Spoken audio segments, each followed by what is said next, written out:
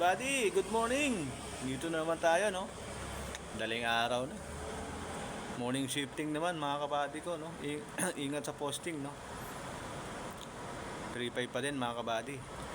Huwag tayo pakampante sa mga posting natin, no? Uy, si kabady, nantok na yata, pwede pinumuna, palitan lang. May ko naman yung iidlip. May share nga pala ako sa inyo, no? Mga kabady ko, no? About sa isang security officer, isang security guard na kapatid natin, no, na binisita ng SOSA, isang mataas na opisyalis, no. Parang vlogger din yata yun. Alam ko kilala, halos ng iba sa atin kilala siya, no. Namimigay pa nga siya ng ng sapatos, no. Alam ko kilala siya, mga kabady. Tinanong ang isang security officer, no, kung ano ang meaning ng SOSA. Hindi niya alam, hindi niya raw kabisado. Siyempre, no, mga kabady, no, bilang isang security officer, dapat alam mo ang meaning ng SOSA. Ang meaning naman ng SOSA ay Supervisory Office for Security Investigation Agencies. So mga kabaguhan, dapat alam niyo yan, mga kabady ko, no, para pag tinanong kayo ng officer o kaya mabisita tayo ng mga SOSA o kaya ng matataas na opisyal, may sasagot tayo. Itong tinanong din sa kanya ay ano ang general order.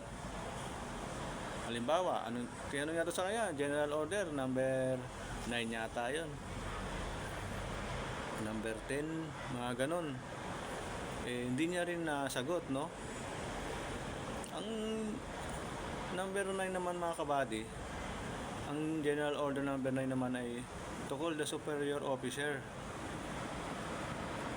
in any case not covered by instruction. Yun ang general order number 9. So yun, ano niya rin, mga kabady ko, sa mga baguhan, no? Tandaan nyo yung mga sinasabi ko para pag tinanong kayo ng mga officer, alam nyo yung sasagot nyo ng mga kabady. Isang security guard din tinanong din, di niya rin kasi alam kung ano yung sasagot niya baka siguro sa kaba, baka kinabahan din siguro kasi nga binigla sila.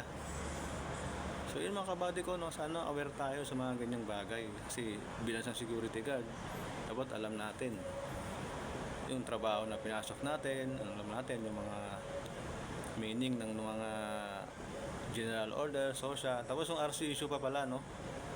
Ang meaning ng RCSU ay RCSU, kumbaga Regional Civil Security Unit. So yun, mga kabady ko, sana may pulot kayong aral sa mga nasabi ko. Dagdag kaalaman din para sa mga kabady natin na baguhan. So yun, mga kabady, ingat sa posting, no. God bless natin, salamat.